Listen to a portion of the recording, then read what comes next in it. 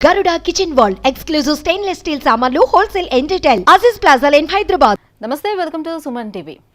Hit ఫ్లాపులతోటి సంబంధం లేకుండా క్రేజ్ తోటి దూసుకుపోతున్నటువంటి హీరో ఎవరైనా టాలీవుడ్లో ఉన్నారంటే అది ప్రభాస్ అనే చెప్పుకోవచ్చు.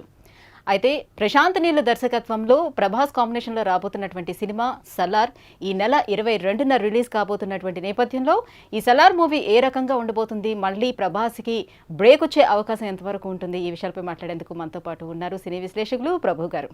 హలో అండి. సార్, సలార్ ఎప్పుడెప్పుడు వస్తుందా అని అందరూ చాలా ఆతృతగా ఎదురు చూస్తున్నారు.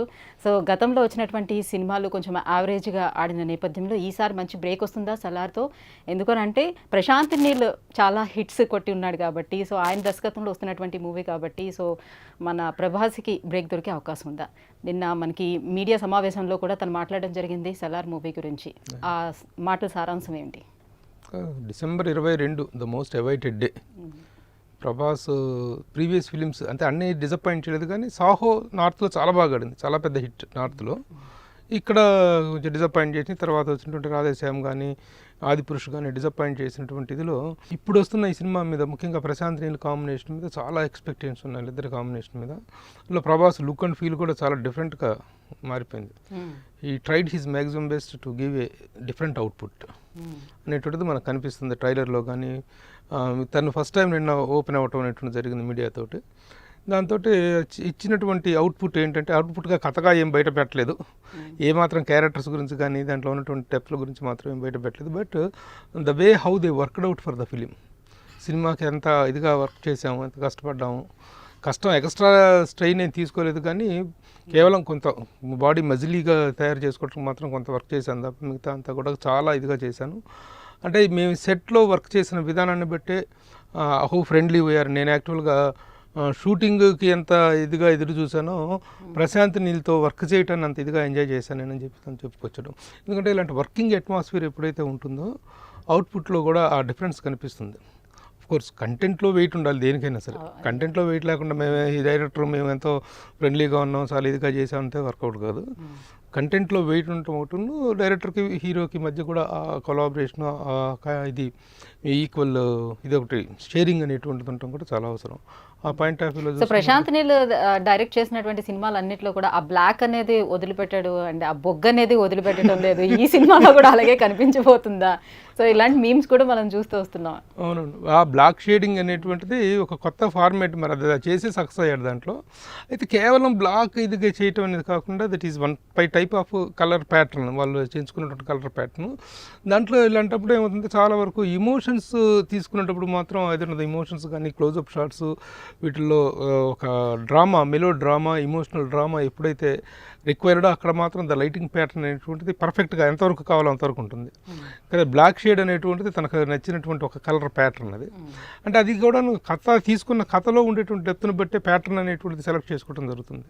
కాబట్టి దీంట్లో కూడా ఒక ఇమోషన్స్ని చాలా హై లెవెల్లో ప్రొజెక్ట్ చేయటం, అలాగే ముఖ్యంగా హీరోయిజంని, హీరో క్యారెక్టర్ని, హీరోయిజంని చాలా హై లెవెల్లో ప్రజెంట్ చేయటం వల్ల దాన్ని అతను ఇష్టపడుతున్నాడేమో. అది ప్రతి సినిమాకు ఉండకపోవచ్చేమో, కేజీఎఫ్ తర్వాత ఇమీడియట్గా వస్తున్న సినిమా తన ప్యాటర్న్ అనేటువంటి సక్సెస్ అయింది కాబట్టి he might be following that. So Shruti Haasan ఇందులో శృతి హాసన్ క్యారెక్టర్ ఒకటి చాలా డిఫరెంట్గా ఉంటుందని చెప్తున్నారు. వాళ్ళ కాంబినేషన్లో ఇన్ డెప్త్ మనకి ఏ వివరాలు తెలియవు, బయటకైతే ఏమాత్రం చెప్పట్లా. కాకపోతే నిన్న మొన్న వరుసగా Telugu version, Hindi version and all versions censor జరిగింది. సెన్సార్ రిపోర్ట్ చాలా బాగుంది. అన్ని లాంగ్వేజ్లో కూడాను సెన్సార్ రిపోర్ట్ చాలా బాగా, అన్ని ఇటుకి హైదరాబాద్లోనే జరిగినట్టు. అంటే కంప్లీట్ యాక్షన్ మూవీస్ గానే కనిపించాయి గతంలో తను తీసినటువంటి మూవీ. ఇది కూడా ఆ రకంగానే ఉండబోతుందా? ఇది కూడా మళ్ళీ పార్ట్ వైజ్గా వస్తుందా? ఇది 2 పార్ట్స్గానే చెప్పారు కదా వాళ్ళు, అనౌన్స్మెంటే 2 పార్ట్స్ అని చెప్పారు, జరిగింది. ఇది కూడా పార్ట్ 2 ఉంటుంది. అయితే మొదటి నుంచి ఆ సినిమా మీద వస్తున్నటువంటి ఎక్స్పెక్టేషన్స్ యాక్షన్ ఓరియంటెడ్ ఫిల్మ్ అనేటువంటిదే చెప్తున్నారు. ప్రభాస్ని పెట్టుకుని హీరోని పోయి మళ్ళీ ఏదో సాదా ఫ్యామిలీ సెంటిమెంట్, ఇది ఫ్యామిలీ సెంటిమెంట్ అవి కొంత ఉంటే ఉండొచ్చు, they might be a part of the subject తప్ప the entire film is based on emotions అనేటువంటిది చెప్పుకోవాలి. యాక్షన్ పార్ట్స్లోనే ఎక్కువగా యాక్షన్ అండ్ ఎమోషన్ మీదనే ఎక్కువగా రన్ అవుతుంది. మొత్తానికి ఎక్స్పెక్టేషన్స్ ఆర్ వెరీ హెవీ ఎందుకంటే బ్యానర్ కూడా చాలా hit banner, Hombale films hit banner. ఆ బ్యానర్ లోనే ప్రశాంత్ నీల్ వర్క్ చేయడం జరిగింది, మళ్ళీ అదే బ్యానర్ తో చేస్తున్నారు. So at the same time Prabhas తనకున్నటువంటి ఆ క్రేజ్, సో ఇవన్నీ కూడా మూడు చూసుకుంటే మూడు కూడా చాలా క్రేజీ కాంబినేషన్ అని చెప్పాలి. బ్యానర్ వైజ్ చూసుకున్నా, డైరెక్టర్ వైజ్ చూసుకున్నా, స్టార్ వైజ్ చూసుకున్నా సరే the combination is very very much awaited combination. దాని తోడు 21 సంవత్సరాల్లో తన బాడీ రకరకాలుగా ట్రాన్స్ఫార్మ్ అయింది. ముఖ్యంగా బాహుబలి సినిమా విషయంలో తను తీసుకున్నటువంటి, ఎందుకంటే ఒక 5-6 సంవత్సరాల పాటు తను he dedicated himself to Baahubali. ఏ సినిమా ఒప్పుకోకుండా చేయటం జరిగింది. తర్వాత మళ్ళీ ఆ సినిమా తర్వాత మళ్ళీ ఒక మజిలీ పర్సనాలిటీ కావాలి అనుకున్నప్పుడు దానికి కావాల్సిన ట్రాన్స్ఫర్మేషన్ అనేటువంటిది చేసుకోవటం, చాలా మధ్యలో మొహం ఊబినట్టు కావటం, కొంచెం ఇదిగా out of the box, out of the frame వెళ్ళిపోయింది అనుకో పర్సనాలిటీ అనుకున్న టైంలో మళ్ళీ again he brought it back. ఇది హీరోలకి ఏంటంటే నిజంగా కత్తి మీద సావమ్మ. ఒక క్యారెక్టర్ రాధేశ్యామ్లో కొంచెం డిఫరెంట్ గా అట్లా కనిపించాడు ప్రభాస్. దాంట్లో ఎక్కడా కూడాను మజిల్ ఎగ్జిబిషన్ ఉండదు, బాడీ ఎగ్జిబిషన్ ఉండదు. కానీ మళ్ళీ దీంట్లోకి వచ్చేటప్పటికి ఇది కావాల్సి వచ్చింది. అప్పుడు ఆ ఫిలిం టు ఫిలిం క్యారెక్టర్కి తగ్గట్టుగా బాడీని మార్చుకోవటం అనేటువంటిది చాలా చాలా కష్టం. ఆ విషయంలో తను చేసినంత సాక్రిఫైస్ మరి ఏ హీరో చేయలేదనే చెప్పాలి. ముఖ్యంగా బాహుబలి సినిమా విషయంలో అతను తీసుకున్నటువంటి స్ట్రెయిన్ మామూలు ఒక జైజాంటిక్ పర్సనాలిటీగా తను ప్రొజెక్ట్ అవ్వటం అనేటువంటి చేయటం కోసం తను పడ్డ, అంటే సేమ్ ఇప్పుడు మళ్ళీ అలాగే కనిపించబోతున్నాడా? అంత రిక్వైర్డ్ కాదు. బాహుబలిలో అనేటువంటిది అదొక జైజాంటిక్ పర్సనాలిటీ కోసం చేయాల్సి వచ్చింది. ఆ క్యారెక్టర్ బాహుబలి అనే క్యారెక్టర్లోనే ఆ విగరస్ పర్సనాలిటీ అనేటువంటి ఆ ఫిగర్ అనేది కనిపించాల్సి వచ్చింది. ఇక్కడ మామూలుగా యాక్షన్ హీరో, అది ఏంటంటే ఒక రాజు క్యారెక్టర్, ఒక ఫోక్లోర్ క్యారెక్టర్. ఆ ఫోక్లోర్ క్యారెక్టర్లో కావాల్సినటువంటి దీనికోసం ఎంతో కష్టపడ్డాడు.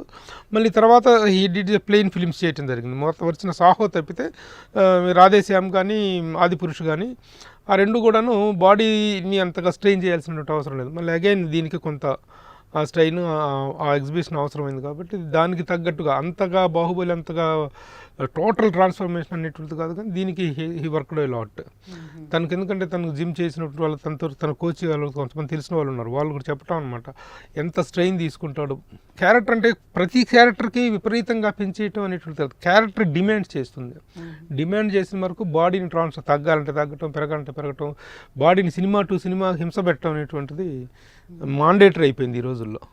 కాబట్టి హీ డిడ్ దట్ జాబ్ అనేది తను. అయితే నేను ఇంతకుముందు పడ్డ 21 సంవత్సరాల్లో పడ్డ కష్టాలతో పోల్చుకుంటే ఇది పెద్ద కాదు ఈ ట్రాన్స్ఫర్మేషన్ అనేటువంటిది. బట్ వీ ట్రైడ్ జస్ట్ ఒక చిన్న చేంజ్ కోసం ట్రై చేశానని చెప్పాడు. సో మ్యూజిక్ కంపోజిషన్ అది ఎలా ఉంది sir? Every aspect of the film is wonderful. Expectations చాలా హెవీగా ఉన్నాయి as far as the music is concerned, as far as the cinematography is concerned. ఎందుకంటే టెక్నికల్గా సినిమాని ఈ రోజున హై లెవెల్లో ప్రజెంట్ చేస్తే తప్ప జనరల్ ఇది చిన్న ఆర్డినరీ ప్రజెంటేషన్ అనేటువంటి ఎక్కడ యాక్సెప్ట్ అవ్వట్లేదు. ప్రొడక్షన్ అనేటువంటిది చాలా పెద్ద ప్రొడక్షన్ కాబట్టి ఆ యాంగిల్లో in every aspect the film will be very comprehensive అనేటువంటి దాంట్లో డౌట్ లేదు. So fans are waiting for, already the fever is started. ఎంత December 22 అంటే ఇంకెంత ఉంది, just 1 week. 1 week people are very much waiting. కాబట్టి let's hope the film a big success.